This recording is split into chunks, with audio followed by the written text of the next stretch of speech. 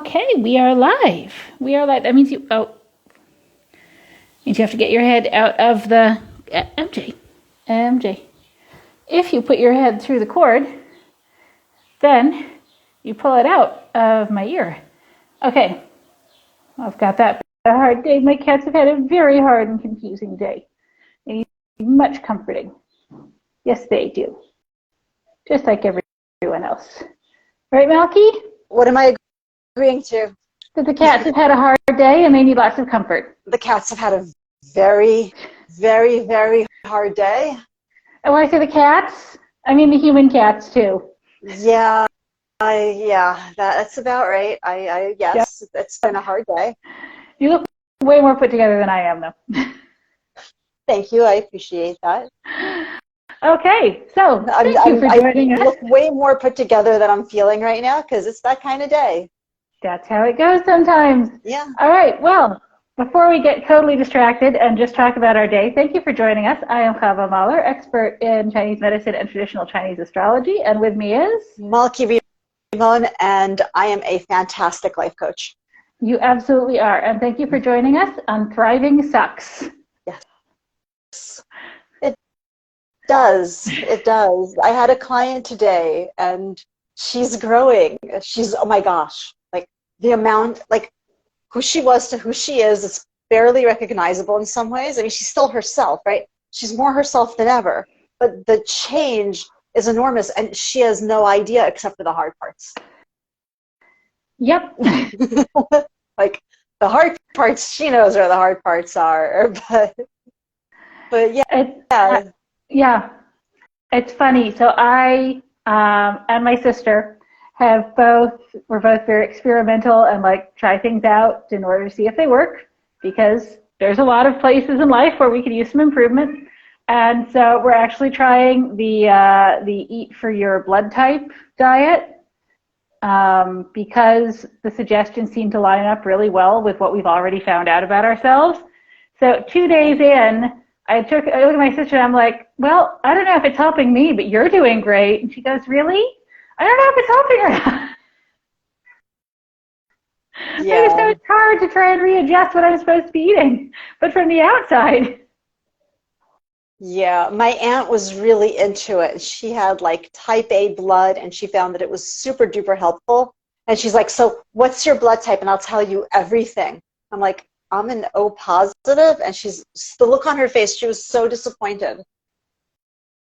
Because basically, if you're O positive, it's like concrete is fine. Yep. You know, leather that's 2,000 years old is fine. Like whatever it is, like barely edible things are fine. Things that no one else can eat are fine. You like your fruit. You like your fruits. You like your vegetables. You like your dead animals. It's all fine. Yep. And which honestly fits very well with what I know about you and your eating habits. This is true. Yes. But anyway, thriving sucks. It does. It does. And especially on days like today, right, where it's like we're just like holding on. Yeah. So just in case anyone's watching this and doesn't know, right now there is a military operation going on between Israel and Gaza, because we're not supposed to say it's a war. Apparently that's inflammatory or something. And yeah, you'd think we'd be used to this by now, right? But we're not. And so far, both of us are okay, but there's a lot of uncertainty. Yes. A lot of uncertainty. And that uncertainty can be damaging to us by causing us stress. Mm-hmm. And it can damage our income, because uncertain people might not want to leave their houses and then they cancel. And it can damage relationships, because my dad was supposed to come spend the weekend down by where his kids live, and now that might not be a good idea. And there's just so many things. It's so far the situation has damaged a piece of furniture, not because a bomb fell, but because I had to clean out the spare room for my brother to come stay, because he's been evacuated. And there's just so much extra going on. And every single client I've seen today is like, so there's the thing with my back and the thing with my mom, and there's the infection. And, That other thing. My kid didn't go to school today. I don't know if they're not going to school tomorrow, probably, unless they announce at 7 a.m. that, by the way, schools are opening, because it turns out this isn't a serious thing. It's just a one-day thing. Sometimes these things are legit one-day things. Yeah. That has happened. And sometimes they go on from now through September. Although usually they're done by September 1st because, school. Yep. But, our culture's all of our cultures, both of our cultures' priorities are pretty freaking weird. It's true. It's true. Yeah. Education first of all. Right. And then we'll discuss everything else. Yeah. Anyway, so how are you coping with uncertainty? We didn't have to pick a topic this week. It picked us. Yes, it did. And how am I coping with uncertainty? By focusing on tiny little decisions that I can make. So, for instance, my house I live in an apartment building, and the bomb shelter is all the way downstairs. And which pajamas do I sleep in tonight? Right? Is a question. Because if all the neighbors are going to see my pajamas, which pajamas am I wearing? Right? That's the question tonight, right? So it's these tiny little things that I can do something about. That's what I'm trying to do. And also just telling people, telling my kids, this is what's happening. This is what it means. I've got a kid with a sprained ankle, right? Great. And you know how she sprained it, right? Was she running for this? No. Yes. Oh, no. Last 2 years ago, there was a missile that was coming toward us. And she ran down the stairs, and her ankle, she stepped on her ankle funny. It felt weird. And her ankle's been kind of, not great ever since. And we discovered, and then it became inflamed this past week. And that was how we learned that 2 years ago, while she was running down the stairs, away from the missile, toward the bomb shelter, she broke her foot. We had no idea. Okay. We had no idea. She went to dance, right afterward. She was fine, except for that she wasn't. So now she's got a sensitive ankle, and she had performances.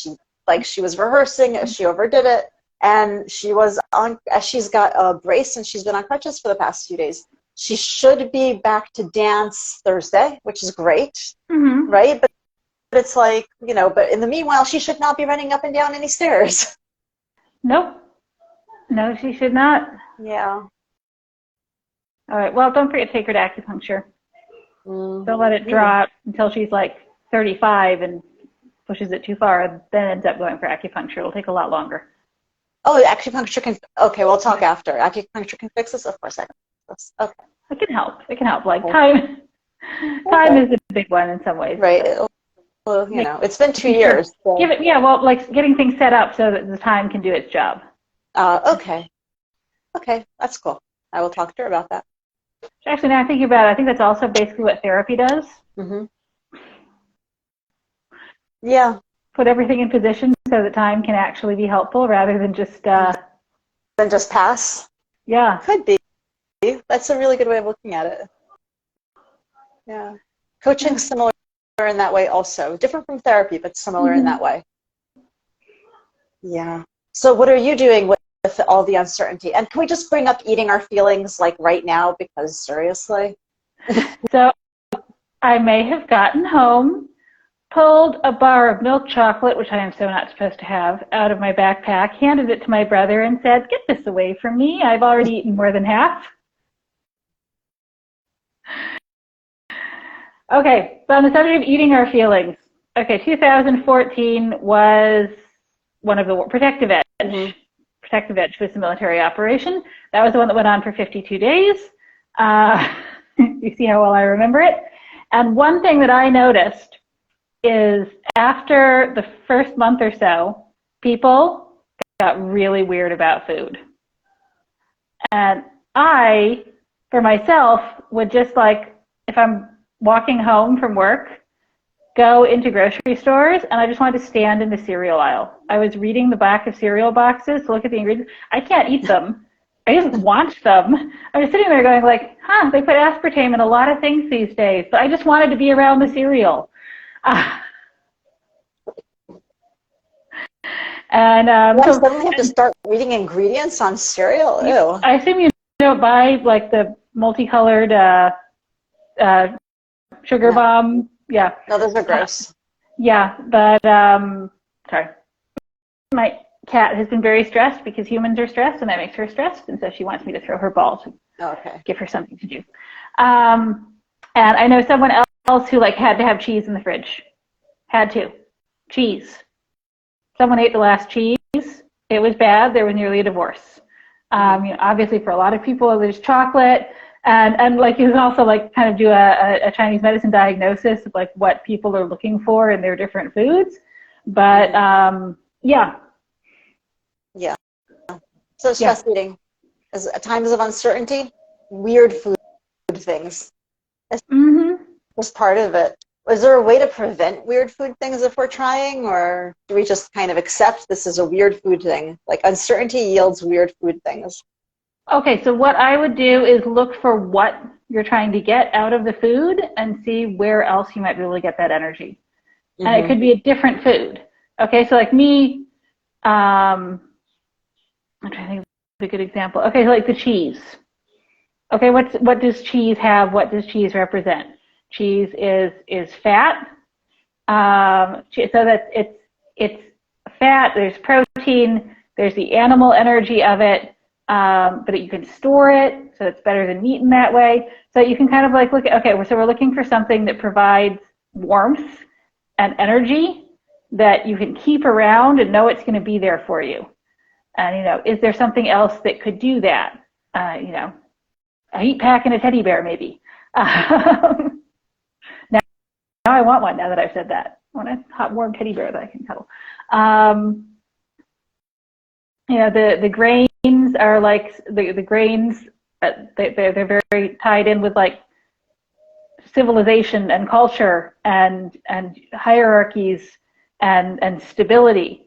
And so, if you can find, so you can't just like go out and find yourself a more stable family necessarily, but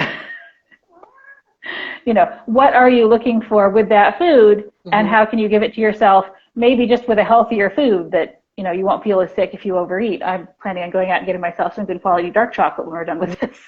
Yes. Because I'm like, you know what? I want comfort and extra energy and feeling like I'm a little baby hedgehog and whose mother hedgehog still loves me, which is apparently what chocolate represents in homeopathic medicine. And I'm okay with that. I've got the chocolate, I've got the cocoa nibs waiting for me. That's my go-to. Okay. So the other thing that happens when people are uncertain, first of all, the weird food thing happens, and the other is irritability happens.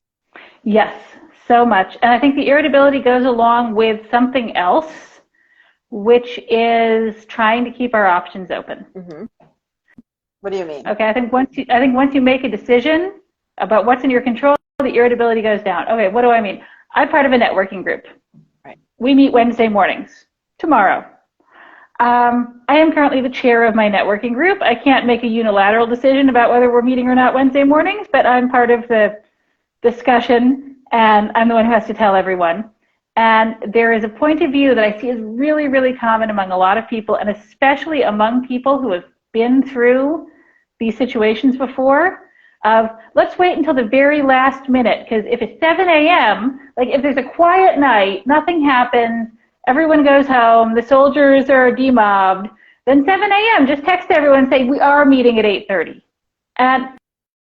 And people, because there's so much uncertainty and so many things get canceled and they hate it and they want some normalcy and they're like, maybe, let's just hope that it all works out. And so then you end up making all of these decisions at the very last minute because you're waiting to see if it'll work out. There's so many times in previous events like this where people get messages, okay, right now school is going to be open tomorrow, but we'll let you know for good at 6 a.m. Yes. Or school could be closed tomorrow, but maybe at 7:30 you're going to get a text saying, by the way, school is open. If you make the decisions that are in your control in advance and you decide that, what, even if, I can't decide obviously that school is going to be open tomorrow, but I can say at the moment they said school is going to be closed tomorrow, so I think we shouldn't try and have a networking meeting when all of the parents are going to be home with their kids. And I'm also not going to leave the option on the table, but if the schools do open, then we're going to meet, because then everyone gets to spend all night wondering, like, oh, should I get up early and check my phone? And we're just adding even more uncertainty because we're trying to cling on to normalcy rather than just doing the switch into, all right, we are no longer in normal life, we are now in special life, and we have to switch over into, like, we are now living special life standards. They are different. Yes. And they are uncertain. Yay. So wherever you can close things, it's worth closing things. Exactly. Exactly. Even though it's a step away from normalcy. Yes, but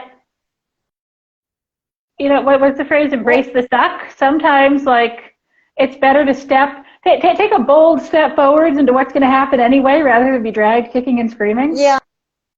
Okay. You know? As a general rule, I'm the dragged kicking and screaming sort. And you know, I know this about myself, but you're absolutely right. Like, given the opportunity, you know. But just speaking for myself, kicking and screaming suits me fine. Thank you. That works. You exercise that way. Yes. I'm sorry, my cat's climbed into a basket and she's just like staring at me over the top of the basket. It's very distracting. Yeah. So what are the other features of uncertainty? We've got the food piece. We've got the irritability piece. Although I think there's more to irritability than just not the not knowing creates irritability. But what are the ways in which we can cope with our irritability and the irritability of the people around us? Like, okay, so irritability. Yeah, irritability is us being more alert. We're more alert, we're more on edge, which is generally a really good thing in situations like this in terms of survival. Like in my specific situation in this modern time I live in, not so much, because the air raid siren will wake the dead if it goes off. I don't have to be straining my ears to hear sounds of, but I have to wake my son. Okay, he's not home right now. He's elsewhere. Yeah. Let's move on quickly. But last time he was at home, he slept right through it. Yeah. He learned how during his Army service. Yeah, that's it. But initially, so, okay, until you get to that stage of, like, being so exhausted you sleep through air raid sirens, which I've also been there, you know, when your senses are alert, everything seems more, right? All the noises are louder. Everyone who brushes against you is shoving you. Yeah. You know, all the lights are brighter and more annoying. And anyone blocking a light, it's the contrast is bigger, so it's dark and you can't see anything. And also, I think that we're more alert for malice. We're looking for people to hurt us, and so if someone gets between you and the light while you're trying to do something, you're more inclined to think they did it on purpose. So what are our options for, you know, making sure that we don't ruin our relationship with our families while everyone is a little bit more irritable? What would you recommend? I think, first of all, putting it on the table. So I once did a self-defense course where the idea is it's full contact. You're beating up a giant guy wearing a giant suit of armor, and you're just supposed to do the moves over and over and over again until they come automatic. And so theoretically, if, you know, at this point, I think it was 8 years after the course, if someone came behind me and, like, grabbed me and put their hand around my neck, theoretically my body will remember the exact sequence of moves to do to get out of that. And at the first meeting of the course, they're like, you need to tell all of your friends and relatives and coworkers and, like, random people you bump into on the street, do not surprise me for the next month. No grabbing me. Don't come up behind me. And that was important. And one woman who did the course with me threw her boyfriend across the room because apparently they were sleeping in the same bed, and he like reached out to kind of hug her in his sleep, and he was okay. Okay. But, just say, if you can just say to everyone, like, I'm more irritable, you're more irritable, we're all more irritable, and we all need to be more aware both of the fact that we may take things out of proportions and the fact that things that you do are going to affect people more strongly than usual. If you eat the last piece of cheese and normally your sister might be a little bit annoyed. Yeah, it might be, yeah. Might be a serious altercation this time around. Yeah. So that's one thing. The other thing is I have a lot of relatives on the autism spectrum, like a lot. And at some point I was, for one of them, like going over this book of suggestions written by an autistic person about things that helped her, and we were like, let's see what sort of things might be useful for you. And I was reading it going, you know what, I think everyone should do this. Everyone should be aware of how they can be oversensitive to noise and maybe carry earbuds if they need to, or be willing to say to someone, excuse me, I have noise sensitivity. Could you let me know before you do that again? Everyone should try and be aware of if they're getting too cold or too warm and adjust their clothing so that they're not like itchy and sweaty or freezing and have the tingly fingers on top of any other stresses they might be dealing with. Just really trying to keep track of what stresses you out that you can do something about. And usually it's a lot, because usually we go through life tuning out everyday stresses so that we can focus on the things that are more important, or that we think are more important. Yes. But yeah, any little thing that you can do to help yourself be more comfortable and calmer, it won't be a little thing if it's the difference between being pushed over the edge and not. Right. Right. So notice the little things that are going on for you. Notice the little irritants and do something about them. Yes. So that the big irritant is, so it also just gives you a sense of control. It gives you a sense that you get to make decisions about what's actually going to happen, which is always nice. It's a nice feeling to have when you can have it. Yeah. I think also that this is kind of going to sound a little bit funny, but make sure you get enough calories, right? Because sometimes you've got your stressed people who stop eating, and your higher cortical functioning, the part of you that keeps you from, reacting strongly to the people that you love, the part of your brain that allows you to have a sense of proportion, requires a tremendous number of calories. So if you're the sort of person who forgets to eat when they're stressed, or just forgets to eat in general, see what you can do about that. See if you can't, do some sort of a quick meal plan, or portions that you can, grab out of the fridge. I've discovered the marvelous flexibility that is quinoa, and I'm trying to convince my children that quinoa daily is a really good thing. Good luck with that. All right. So, well, in that case, in terms of food, because that's a really important point you brought up, and the brain is incredibly energetically demanding, because I've forgotten how you say high metabol. Okay, moving on. Brain takes many calories, needs lots to think. Okay, if you're someone who forgets to eat and you can't do anything else, cubes of cheese, pre-washed and taken off of their little branch grapes, and lunch meat are that's what I learned as get the most amount of calories in the easiest and least amount of time and least amount of thought. Yes. And of course, right now is when my son is not working at the cheese shop right now. Yeah, well, what can you do? But whatever, these things are easily available in virtually any supermarket all over the world. So if this is something that's happening for you, this is something that you can do for yourself. Okay, we need to be wrapping up. It's almost 7. We do.